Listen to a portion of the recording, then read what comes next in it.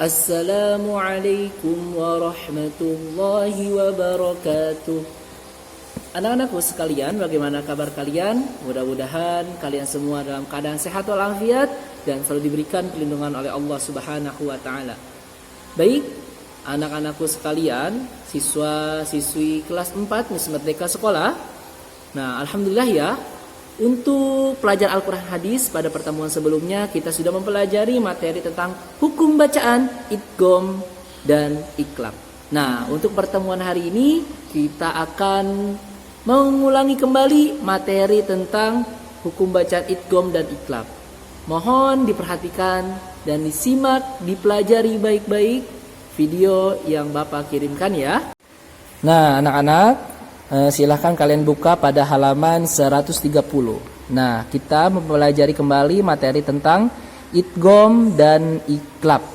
Nah, huruf idgham terbagi menjadi dua. Ya, ada idgham bila gunnah, ada idgham ada idgham bila gunnah, ada juga idgham bi gunnah. Nah, kemudian juga kita akan mempelajari materi tentang iqlab. Nah, silakan kalian buka pada halaman 131.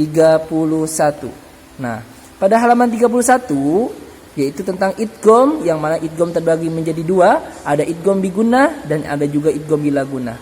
Nah, yang kita akan bahas tentang idgham bi gunnah. Nah, apa itu idgham? Idgham berarti memasukkan dan bi gunnah berarti dengan berdengung. Nah, jadi memasukkan huruf dengan berdengung. Nah, jadi kita juga harus mengetahui apa saja huruf idgham bi gunnah.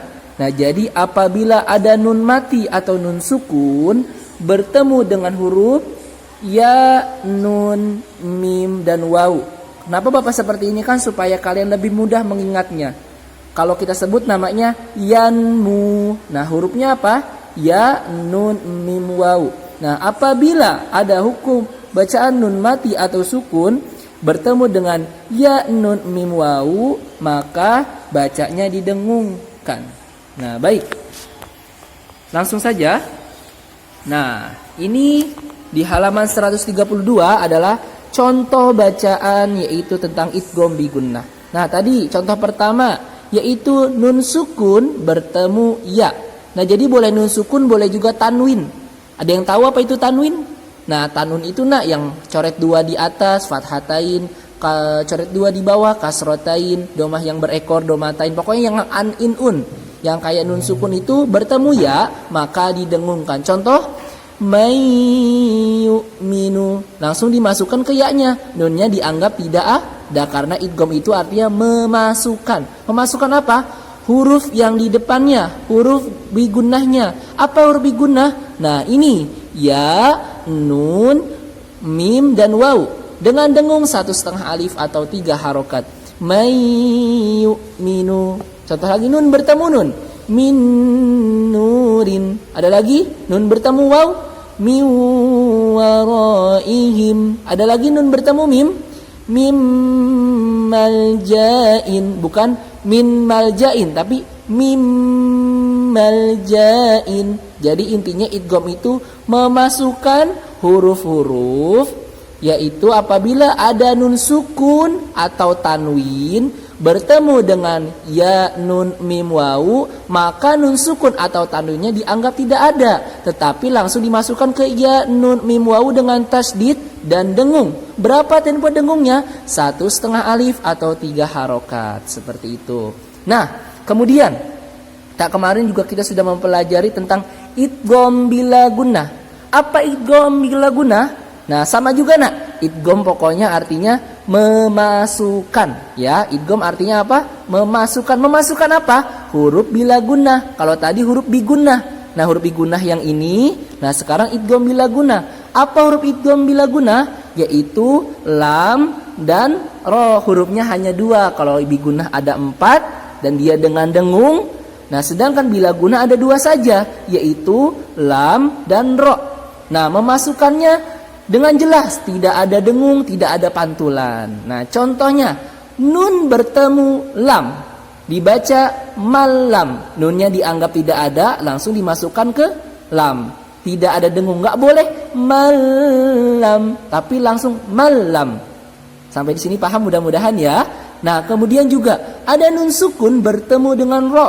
Nah, juga nunnya dianggap tidak ada, langsung dimasukkan ke ro. Contohnya mir rabbihim, bukan min rabbihim, tapi mir rabbihim. Tanpa dengung, tanpa pantulan, langsung dibaca jelas dan ditekan. Nah, jadi paham ya sampai sini ya.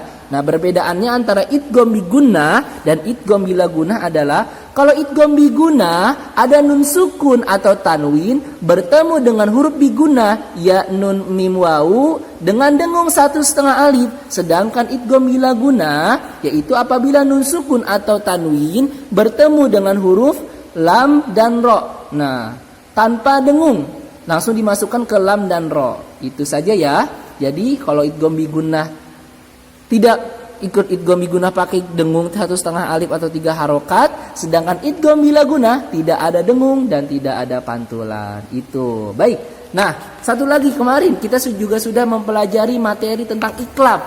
Nah, apa itu iklab? Nah, iklab itu secara bahasa berarti membalikan atau memalingkan. Nah, iklab secara istilah berarti membalikan atau memalingkan suara nun sukun. Maksudnya bagaimana memalingkan?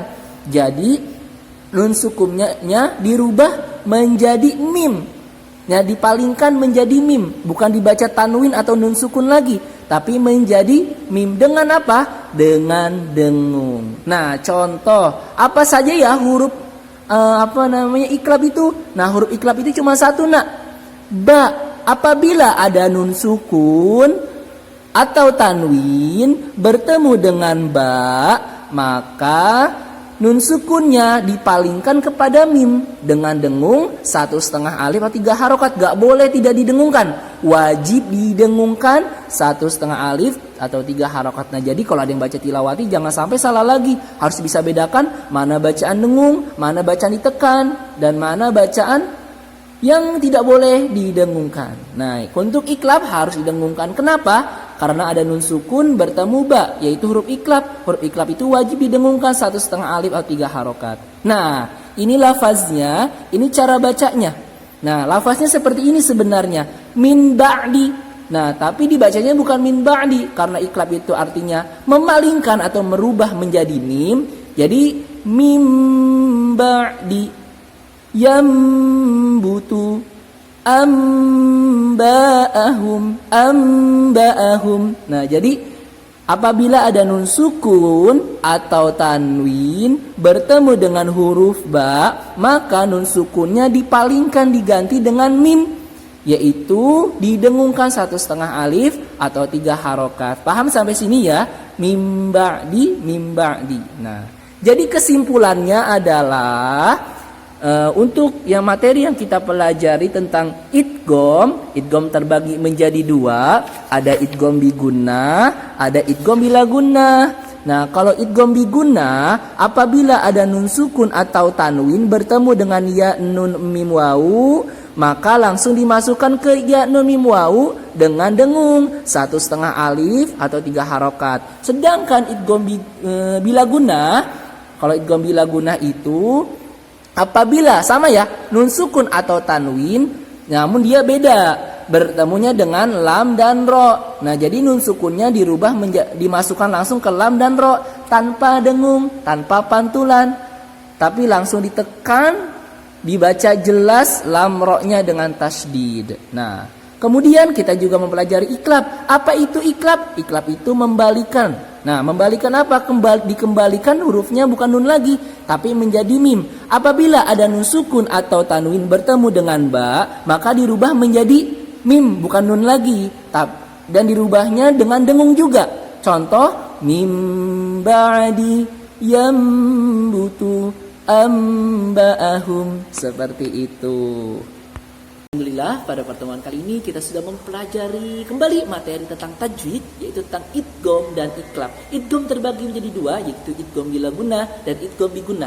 Yang kedua, kita juga sudah mempelajari tentang iklab. Alhamdulillahirabbil alamin. Nah, untuk tugas kalian pada hari ini silahkan kalian buka pada halaman 137 dan 138. Nah, kalian kerjakan pada bagian A dan bagian B. Ya, kalian kerjakan pada bagian A dan bagian B pada halaman 137 dan 138. Dikerjakan langsung di buku paketnya. Kalau sudah dikerjakan langsung difotokan, dikirimkan ke WA Bapak. Sekian dari Bapak, kurang lebihnya mohon maaf. Jangan lupa sebelum belajar kalian berdoa terlebih dahulu agar diberikan keberkahan dan diberikan kemudahan oleh Allah Subhanahu wa taala. Wassalamualaikum warahmatullahi wabarakatuh.